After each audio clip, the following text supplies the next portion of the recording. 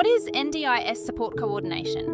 NDIS support coordination helps participants understand and use their NDIS plan with more confidence, helps explain what is included in the plan, connects participants with suitable providers, supports service agreements and appointments, helps identify service gaps, builds confidence communicating with providers, supports stronger informal, community and funded networks. What is Level 2? Support coordination. Level 2. Support coordination helps participants put their NDIS plan into action, also called coordination of supports. Helps participants understand their funding, supports provider search and service setup, helps with service agreements, builds confidence and independence. Suitable for participants needing structured plan support. What does a Level 2 support coordinator do? A Level 2 support coordinator helps organise practical supports around the participants' goals. Explains the NDIS plan and funding connects participants with providers. Supports service agreement questions, helps coordinate provider communication. Prepares information for plan reassessments. Identifies gaps in current supports. Who is Level 2 support coordination for? Level 2 support coordination may suit participants who need help using their plan but do not need specialist crisis support.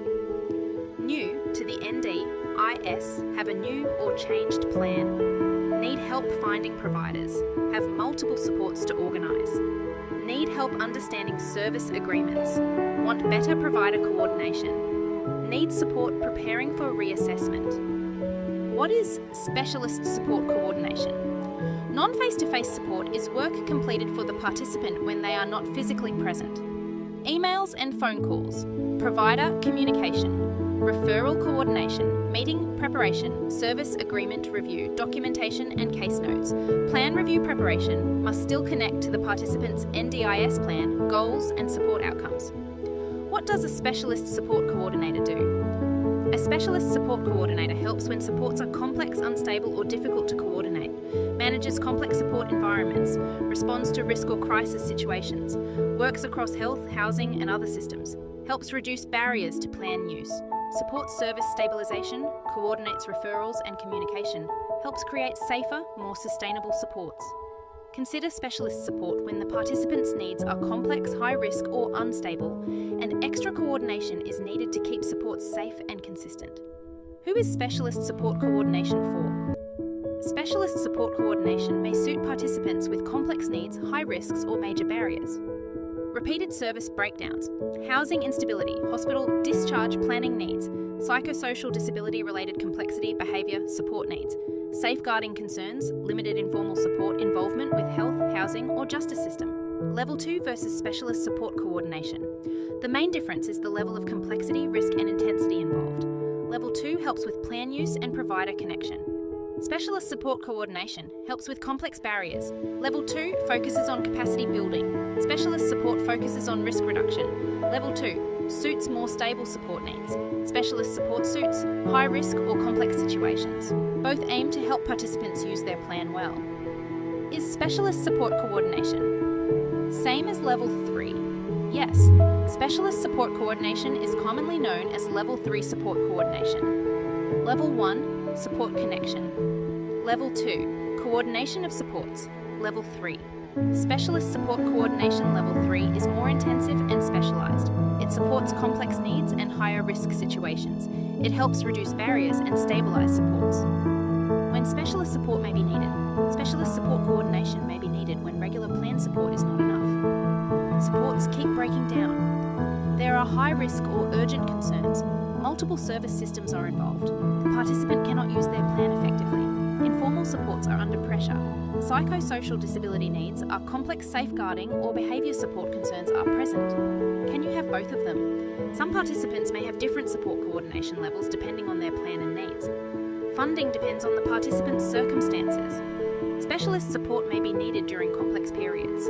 Level 2 may support ongoing plan coordination. Evidence may be needed to explain support needs. The NDIS considers goals, risks and reasonable needs. Support needs can change over time. Support coordination levels can change with the participant's needs, so keep clear evidence and review the plan when support needs become more complex. How is support coordination funded in an NDIS plan? Support coordination is usually funded under the capacity building part of an NDIS plan. Must be included in the participant's plan. Funding depends on goals and support needs, can be discussed during planning or reassessment. Evidence can help explain why support is needed. Level 2. Evidence may show plan use support needs. Specialist evidence may show complexity or risk. How to choose the right support coordinator. The right support coordinator should help you feel informed, respected and supported. Look for clear communication. Choose someone with strong NDIS knowledge. Ask about experience with similar needs. Make sure they respect choice and control. Check how they manage conflicts of interest. Look for good documentation practices. Choose a calm, person-centered approach. Questions to ask before choosing a support coordinator. Asking the right questions can help you choose support that fits your needs. Do you offer Level 2, Specialist Support Coordination, or both? What experience do you have with similar needs? How will you help me use my NDIS plan? How do you manage conflicts of interest? How often will we communicate? Can you help with service agreements? How do you support plan reassessments? Level 2 versus Specialist Support Coordination. The right level depends on the participant's current needs, risks and support environment. Level 2 may suit stable support needs. Level 2 helps with plan understanding and provider setup. Specialist support may suit complex or high-risk needs. Specialist support helps when services keep breaking down. The right option depends on goals and circumstances. Support needs may change over time. Examples. Level 2 versus Specialist Support Coordination. Real-life examples can make the difference easier to understand. New to the NDIS, Level 2 may help multiple stable providers. Level 2 may help repeated service breakdowns. Specialist support may help hospital discharge and housing concerns. Specialist support may help plan underuse due to confusion. Level 2 may help every participant's situation is different. How effective care can support? Effective care supports participants with clear, respectful and emotionally centred NDIS services.